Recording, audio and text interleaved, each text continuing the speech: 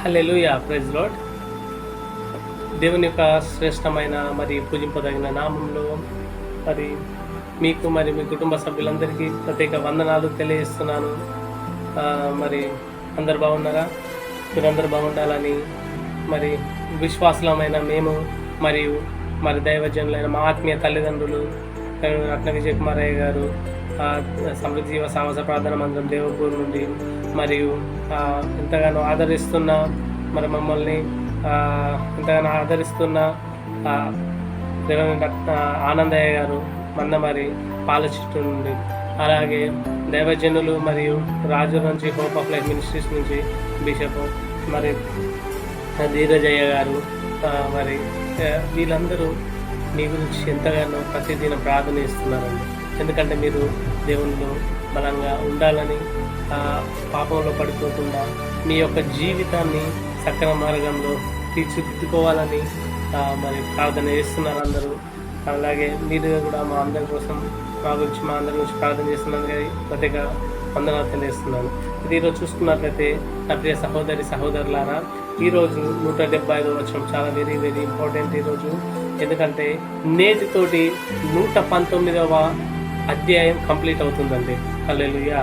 కీర్తనల గ్రంథం నుంచి 119వ అధ్యాయం నుంచి 176 వచనాలు ఈ రోజుకి మనము ధ్యానం చేసుకున్నాం.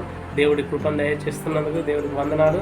చూసుకున్నట్లయితే 175వ వచనం, నీవు నన్ను బ్రతికింపుము, నేను నిన్ను స్తుతించెదను. హల్లెలూయా. చూడండి, ఇక్కడ నీవు నన్ను బ్రతికింపుము, నేను నిన్ను స్తుతించెదను, నీ న్యాయ విధులు నాకు సహాయం లగునుగాక. హల్లెలూయా, ప్రైజ్ లార్డ్. ఇక్కడ చూడండి, వివరణలోకి వెళ్తే మరి ఒక భక్తుడు రచయిత కీర్తనకారుడు ఏమంటున్నాడంటే, ఈరోజు వీళ్ళ ప్లేస్లో నిన్ను నువ్వు అప్లై చేసుకోండి. ఈరోజు మనమే ఆ యొక్క రచయిత ప్లేస్లో ఈరోజు మనమే ఉందామనుకోండి.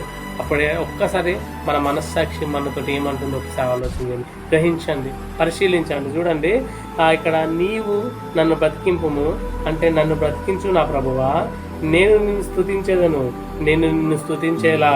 చూడండి, నేను నిన్ను స్తుతించేలా ఉండడానికి నన్ను బ్రతికించు, నీ న్యాయ విధులు నాకు సహాయం లాగునుగాక, నీ న్యాయ నిర్ణయాలు ఏవైతే ఉంటాయో నాకు సహాయం లాగునుగాక, సహాయం చేస్తాయి గాక.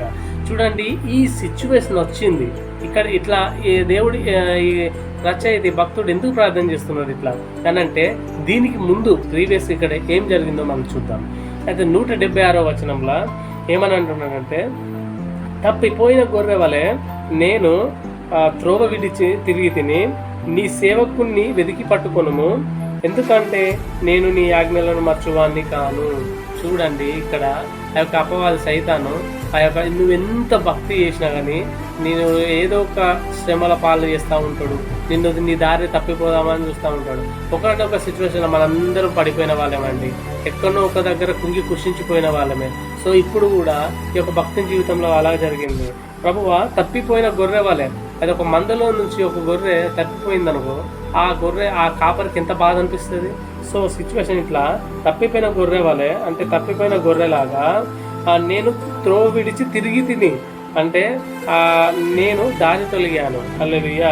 అంటే నీ సేవకుణ్ణి వెతికి పట్టుకోను ప్రభువా, నీ సేవకుణ్ణి అంటే నన్ను వెతికి పట్టుకోండి, నీ సేవకుడైన నన్ను వెతుకు, ఎందుకంటే నేను నీ ఆజ్ఞలను మర్చేవాడిని గాను. ప్లీజ్ ప్రభు, మీ ఆజ్ఞలను అసలు నేను మర్చేవాడిని గాను అంటే నీ ఆజ్ఞలను మర్చేవాడిని గాను అని అంటున్నాడు. హల్లెలూయా. చూడండి, ఎంత గొప్ప విషయం ఇక్కడ చూస్తానంటే, ఇక్కడ రచయితకు దేవుని వాక్కు అతి ప్రియం అండి. ఫస్ట్ పాయింట్ అంటే అతి ప్రియం అంటే చాలా ఇష్టం. నెక్స్ట్, దేవుని ఆజ్ఞలను అతనికి ఈ సంతోషమే కానీ బాధాకరం మాట ఎన్నిటికి కావట. ఆయన చెప్తాను, ప్రభువా, నీ వాక్కులు నాకు సంతోషమే కానీ బాధాకరం ఎప్పుడు కావు. రెండో పాయింట్ అయితే మరింత విశదంగా ఈ దేవుని వాక్కును నేర్చుకోవడానికి, అయితే మరింత దేవుని వాక్కును నేర్చుకోవడానికి మరింత సంపూర్ణంగా దాని ప్రకారమే దేని వాక్కు ప్రకారం జీవించాలనేట ఈ యొక్క రచయిత ఆశ అట.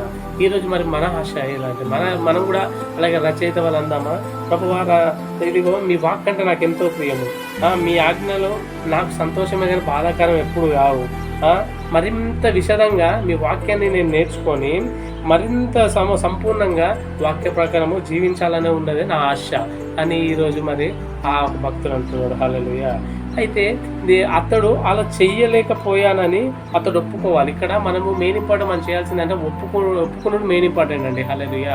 ఇప్పుడు నువ్వేదో తప్పు చేసినావు అనుకో, మనుషుల దగ్గర ఒప్పుకోకు, నీకు అవసరం లేదు. దేవుని దగ్గర తప్పకుండా ఒప్పుకో. ఎందుకంటే దేవా, నేను తప్పు చేసిన, నేను ఆ గుర్రాలు తప్పిపోయినా, నేను ఆ యొక్క సైతాన్ మాయలో పడిపోయినా, సో అందుకే నేను ఫాలో కాలేకపోయినా, మీ వాక్యం ప్రకారం మీరు జీవించలేకపోయినా, నువ్వు ఎప్పుడైతే ఒప్పుకుంటే దేవుడిని కార్యం చేస్తానండి. హల్లెలూయా. మెయిన్ ఇంపార్టెంట్ పశ్చాత్తాపడడం మెయిన్ ఇంపార్టెంట్. హల్లెలూయా. అయితే ఇక్కడ అతడు అలా చెయ్యలేకపోయాను అంటే మీ వాక్య ప్రకారం జీవించలేకపోయానని అతడు ఒప్పుకోవాలి, మెయిన్ ఇంపార్టెంట్. హల్లెలూయా. అయితే నెక్స్ట్ అంటే అతనిలో పని చేసే పాపం అనేది కొన్నిసార్లు అతన్ని పెడదారి పట్టించింది. అవునా కదా? నిజమే. ఇప్పుడు మనలో కూడా అప్పుడప్పుడు మన మైండ్ అట్టి డైవర్ట్ అవుతూ ఉంటుంది. అంటే మనం తప్పిపోతూ ఉంటాం. అంటే మనకు తెలిసి దిస్ ఈజ్ కరెక్ట్ అని తెలుసు మనకు, కాకపోతే మనం అప్పుడప్పుడు తప్పిపోతూ ఉంటాం. అంటే ఇప్పుడు మనకి అనిపిస్తుంది, అయ్యో నేను ఇక్కడ ఇట్లా ఎందుకు చేస్తున్నా, ఇది తప్ప నీ మనస్సాక్షి నేను గద్దించినా కానీ ఒక్కోసారి నువ్వు తప్పిపోతూ ఉంటావు. హల్లెలూయా. అవునా కదా? అయితే ఇక్కడ కూడా దేవుణ్ణి అతనిలో ఎవరిలో ఈ యొక్క భక్తుడిలో పనిచేసే పాపం వల్ల కొన్నిసార్లు అతడు పెడదారి పట్టాడట. హల్లెలూయా. అయితే దేవుడు మరి ఇప్పుడు చెప్తాడు, ప్రభువా నా పరిస్థితి ఇట్లా చెప్తాను. అయితే ఇప్పుడు దేవుడు ఏమంటున్నాడంటే, దేవుడు అతన్ని వెతికి దారికి తేవాల్సి వచ్చిందట. హల్లెలూయా.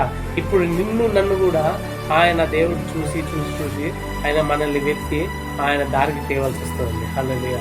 ఈరోజు ఆయన దారిలోకి మనం వస్తే అప్పుడు మనం అస్సలు ఎక్కడ ఇక కింద పడిపోలేము. హల్లెలూయా.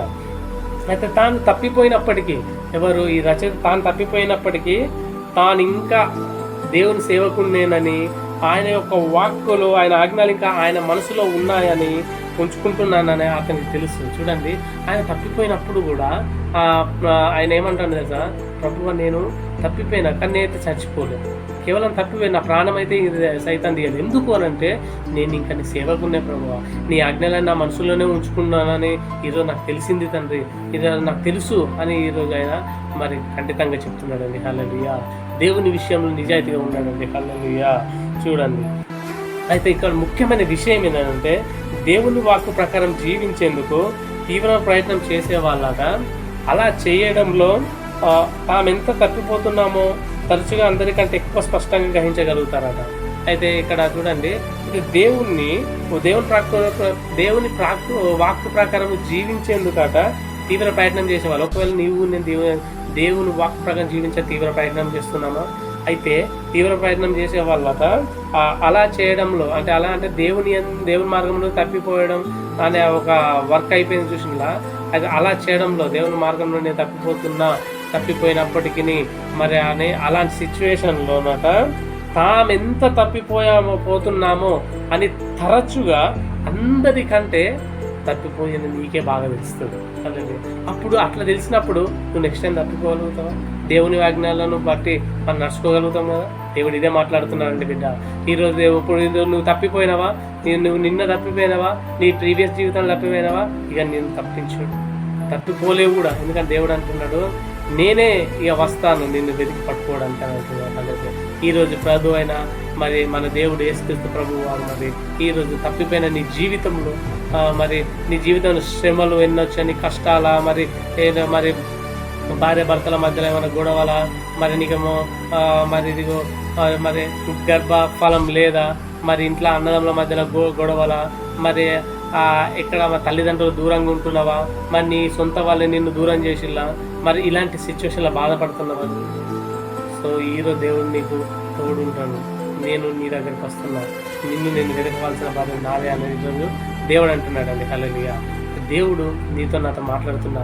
మెయిన్ ఇంపార్టెంట్ వర్క్ ఏంటంటే ఆయన పని ఏంటిది తెలుసా, నేను నీ వైపు చేతులు చెప్తా బిడ్డ, నీవు నా వైపు రా, నా కౌగిలిలో ఉంది, నా చేతిలో దేవుని చేతిలో నేను అని నువ్వు సాక్ష్యం చెప్పు కానీ దేవుడు అంటున్నాడు. హల్లెలూయా.